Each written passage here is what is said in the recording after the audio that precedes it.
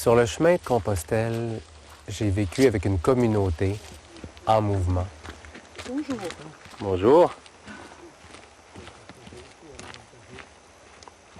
J'ai vécu en communion avec la nature, mais avant tout, en équipe avec mon corps. Bienvenue à notre émission Autrement la vie. Peut-être beaucoup d'entre vous ont déjà su que le chemin de Compostelle était parcouru par des dizaines de milliers de personnes chaque année. Il y a 1 millier de Québécois, peut-être plus, qui parcourent ce chemin chaque année. Alors nous avons aujourd'hui la joie de rencontrer Jacques Morin. Jacques Morin qui a parcouru ce chemin et qui va nous faire découvrir au travers de son expérience l'âme du chemin. Bonjour Jacques. Bonjour Marie. Est-ce que tu permets que je te tutoie? Absolument.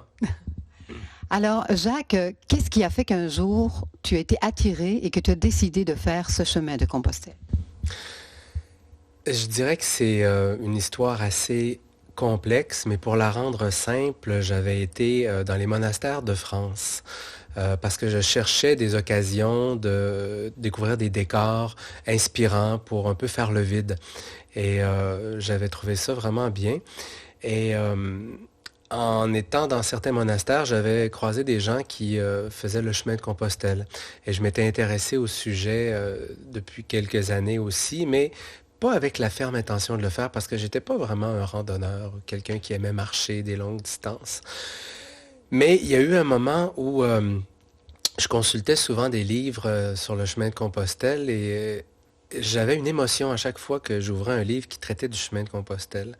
Et une émotion vraiment assez inexplicable que j'avais pas en ouvrant un livre qui traitait d'autres belles choses.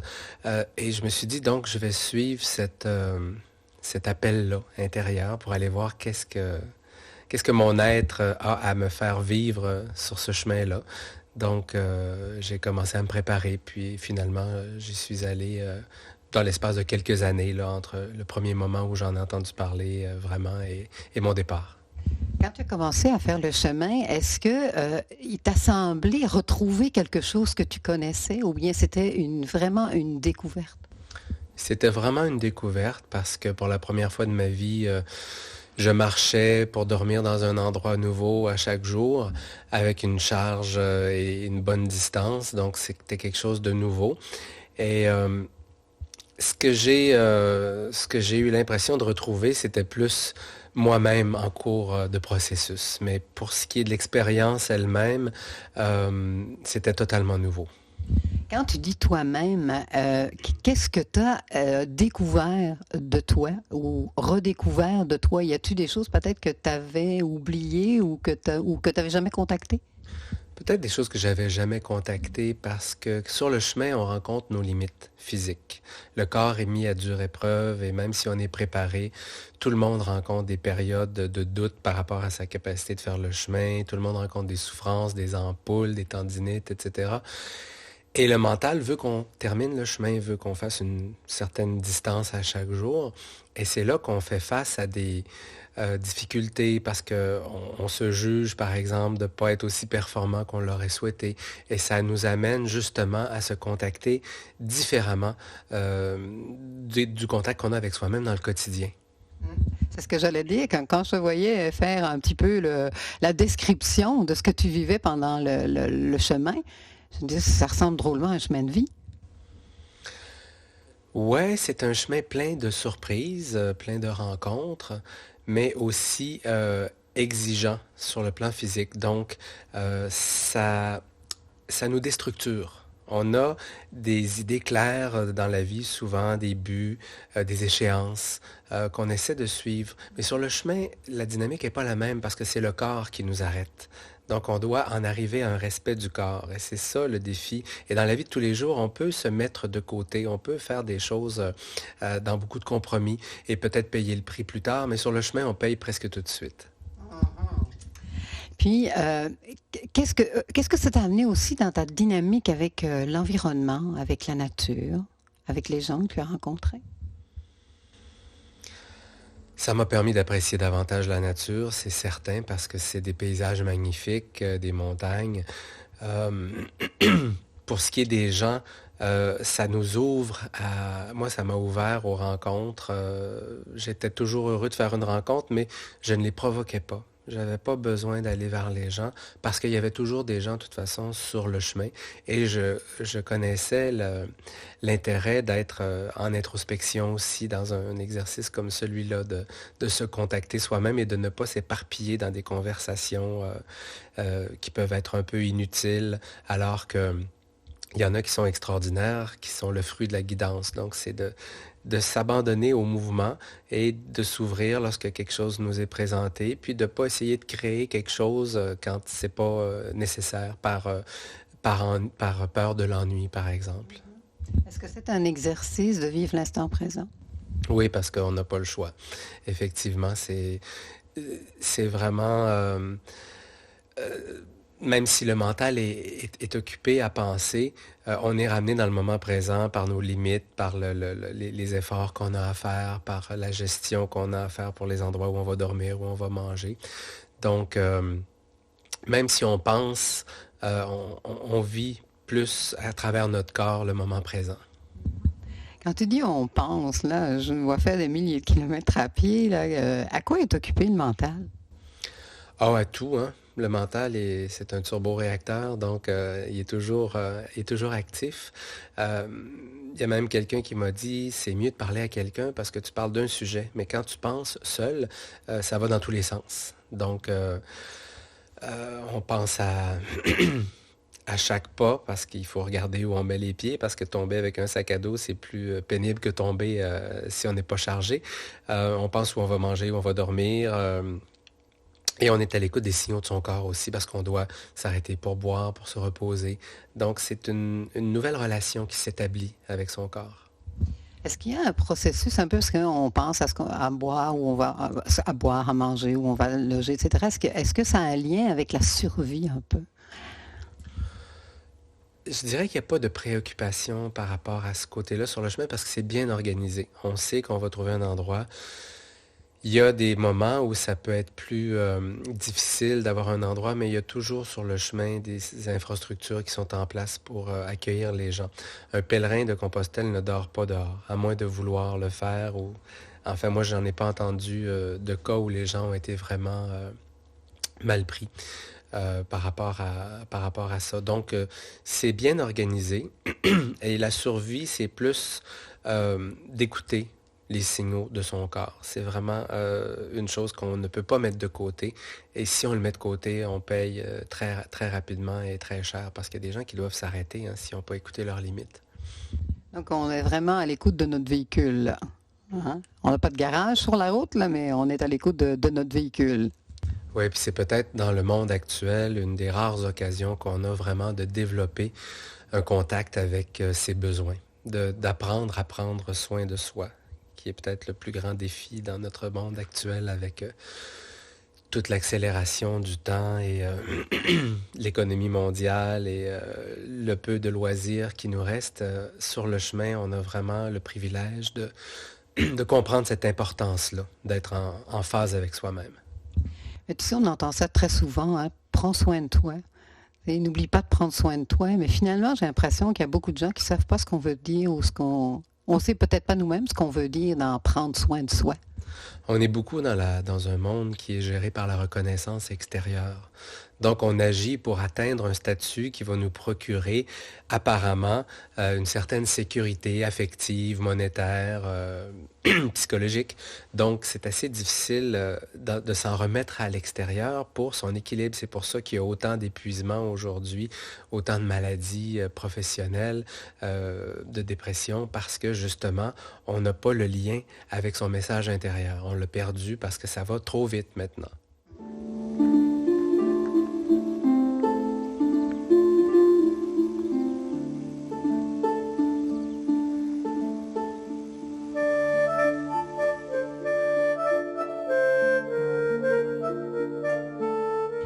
Justement, on va passer dans la phase. Toi, tu es revenu avec tu avais un bagage sur le dos quand tu as fait le chemin, mais tu es revenu avec un autre bagage intérieur, puis tu le mets à profit justement au niveau des entreprises, et ça s'appelle Compostelle au bureau.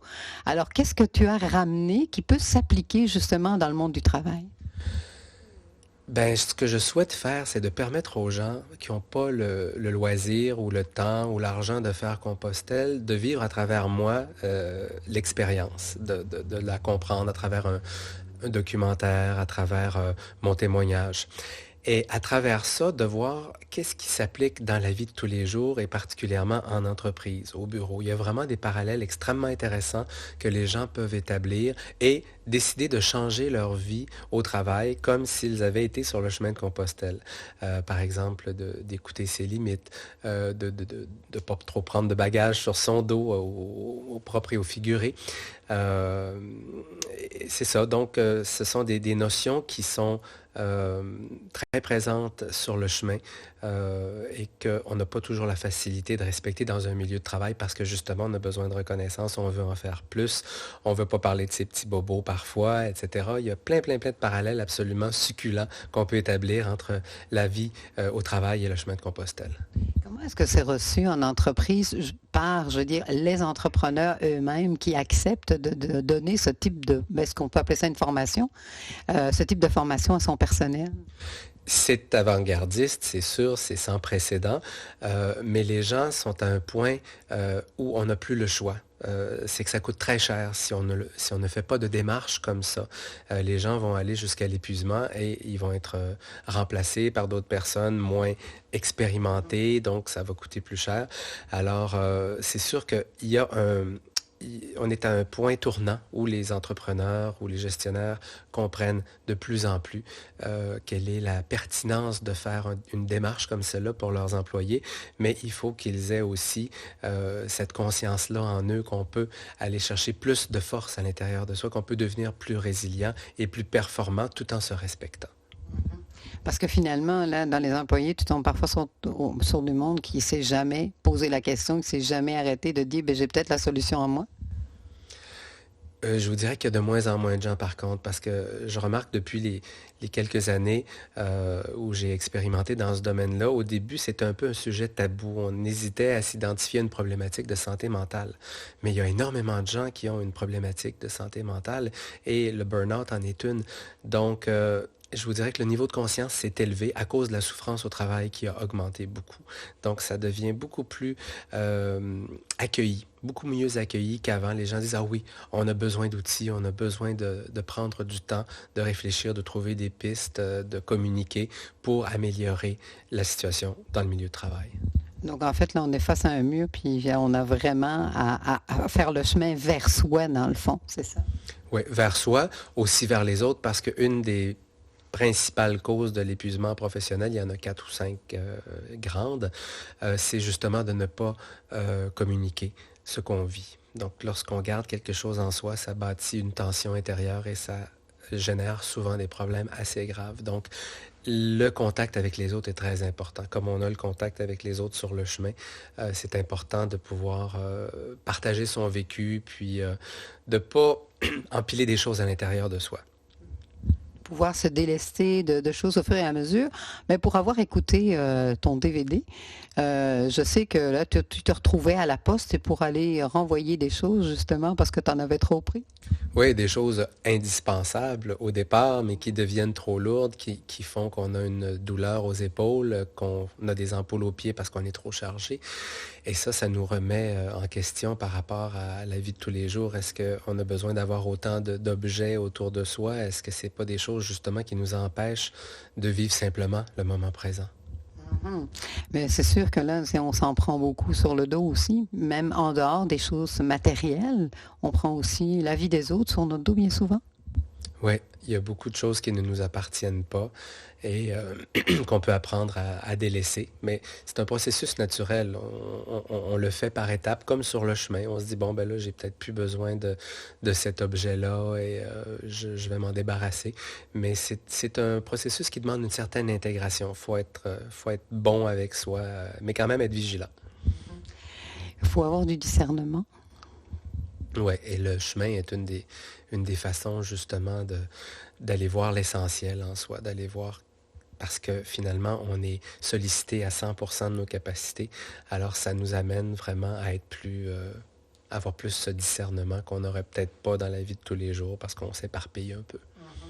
Mais Jacques, crois-tu que l'être humain est obligé de souffrir pour justement comprendre ce genre de choses-là? Parce que bon, tu fais le chemin, c'est sûr que ton corps, tu vois les limites de ton corps, etc. Mais on dirait que c'est vraiment toujours la souffrance qui fait qu'à un moment donné, on va se dire, wow, là, il faut que je m'arrête, il faut que je prenne des décisions, il faut que j'oriente les choses différemment, il faut que je prenne soin de moi. Ben, paradoxalement, quand ça va bien, on fait pas de changement. Alors, c'est quand on a des choses qui nous tirent, qui nous amènent à des réflexions, puis des fois, le mental résiste parce qu'on se dit, hey, je suis bien dans cette façon de faire-là, je veux pas la changer, mais il vient un moment où ce n'est plus tolérable. Alors, je pense que c'est un peu le processus de l'évolution dans lequel on se déleste. Moi, j'ai vu des gens sur le chemin qui souffraient pas, qui étaient vraiment légers et qui marchaient dans la joie, mais ce sont quand même des exceptions. Est-ce que c'est déjà des gens, ben, c'est déjà des gens qui avaient peut-être laissé du bagage? Oui, c'est des gens qui ont eu la chance de naître peut-être dans un milieu où ils ont eu une philosophie de la vie plus légère ou qui avaient une confiance en eux qui font qu'ils se débrouillent bien dans toute situation. Ou des gens qui ont effectivement cheminé puis qui en sont arrivés à l'essentiel puis au respect d'eux-mêmes surtout. Qu'est-ce que tu retiens de tes rencontres avec les gens sur le chemin? Que c'est précieux de rencontrer des humains, que chaque être humain est un trésor, qu'il y a quelque chose de très beau à partager, particulièrement dans un contexte comme celui-là, où on a pris du temps pour soi, on a quitté son travail, sa famille, donc on va vraiment à l'intérieur de soi, puis les choses qu'on se dit sont souvent très profondes. Et que c'est précieux de partager avec des êtres aussi. On a vraiment besoin d'être entouré de gens qui peuvent nous aider dans les moments de brume parce que tout le monde a des situations dans lesquelles ils perdent un peu les repères et d'être entouré, c'est très précieux. C'est une fraternité qui est magnifique sur le chemin de Compostelle parce qu'on est tous dans le même bateau. C'est comme dans la vie, on est tous dans le même bateau, mais on a plus difficile à l'appliquer, par exemple. Ouais, parce que peut-être justement on a des occasions de fuite. Mais sur le chemin, on est comme dans la même direction, on se croise, on s'arrête aux mêmes endroits. C'est peut-être plus propice, effectivement, que dans la vie aujourd'hui où il y a la télévision, toutes sortes d'activités, d'obligations qui font qu'on prend peut-être pas ce temps-là précieux qu'on avait peut-être il y a 20 ou 50 ans. Euh, on a comme plus d'espace sacré pour soi, je dirais, aujourd'hui. Ou enfin, on en a si on en fait le choix, mais ça devient vraiment un défi.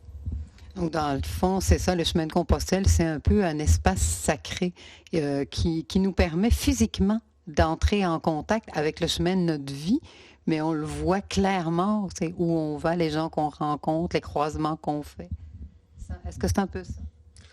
Oui, c'est le mot cadeau qui me vient. Les gens se font le cadeau justement de sortir de la routine pour vivre quelque chose avec eux-mêmes. Donc, ça rétrécit, si on veut, l'éventail des distractions et ça nous amène à l'essentiel. Et vu que le corps est stimulé, je pense que ça crée toutes sortes de phénomènes physiologiques, des endorphines, où on est comme encore beaucoup plus intense dans ce qu'on vit, puis on est porté à aller vers l'essentiel, puis dire qu'est-ce que je fais de ma vie maintenant.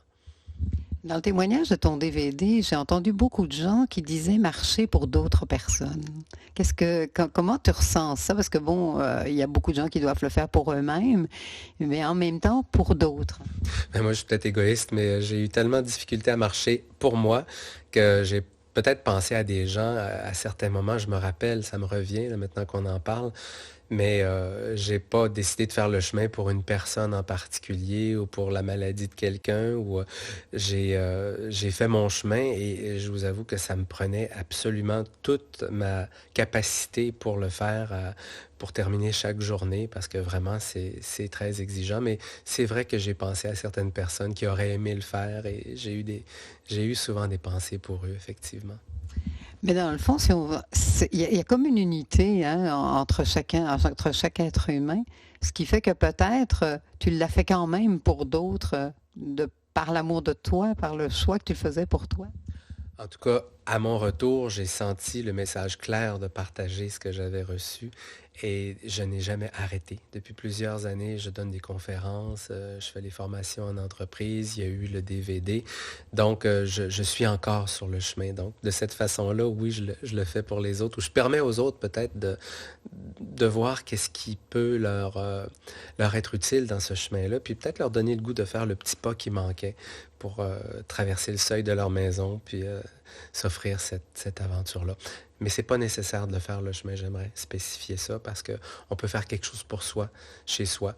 On peut marcher près de chez soi, on peut avoir une activité bénévole ou peu importe, ou un passe-temps, ou peu importe, mais l'important, c'est de pratiquer quelque chose, que ce soit le sport, l'entraînement, la méditation, mais de décider de faire quelque chose pour soi, c'est énorme dans la vie, parce qu'on s'oublie peut-être jusqu'à ce point-là dans la vie d'aujourd'hui, de ne plus prendre du temps pour faire quelque chose pour soi.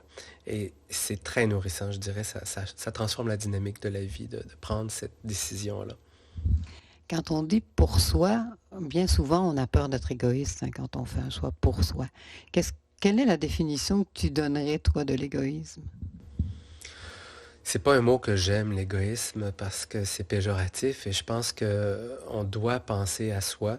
Euh, c'est sûr qu'à un certain niveau de la vie, la définition peut changer, euh, mais je pense que quand on fait quelque chose pour soi, automatiquement, on fait quelque chose pour les autres parce qu'on devient un meilleur être humain et ne serait-ce que par l'exemple qui est beaucoup plus profitable aux autres que les mots ou les principes qu'on va leur transmettre, on est déjà plus dans le don, simplement parce qu'on émane, parce qu'on a fait quelque chose qui nous a rendus heureux. Les autres le sentent et les gens ne sont pas bêtes. Ils voient très bien lorsque quelqu'un a fait un choix qui est pertinent. Ça leur donne le goût eux aussi d'aller explorer dans cette dimension-là.